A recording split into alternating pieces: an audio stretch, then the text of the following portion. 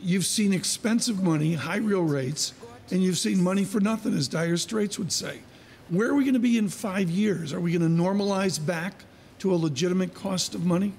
Well, I have a hard time predicting 5 days in advance, let alone 5 years in advance. I can't say for certain. But if we go to a more normal interest rate type of situation, I suspect 5 years from today, interest rates will be in real terms higher than they are today. But we don't know. There'll probably be a recession between now and 5 years from now.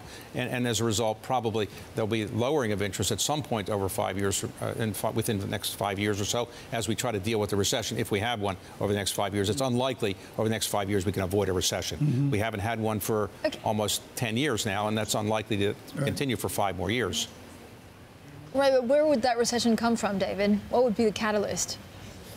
I think the 3 different catalysts that I worry about, maybe 4. One is a geopolitical event that we can't anticipate, something that just is a black swan. Leaving that aside, you've got the amount of debt we have in the federal government, $21 trillion of debt. We're adding in maybe at least $1 trillion every year. The entitlements problem, all of those things might boil up. At some point, the markets might say this is too much. A second problem is what I referred to earlier, enormous amounts of emerging market corporate debt that perhaps can't be serviced as the dollar gets too high.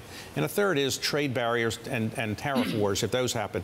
Those are potential causes. Right now, I don't see anything happening that's going to cause a recession next year or so, or maybe even a year and a half. Right. But at some point, it's likely that something will slow down.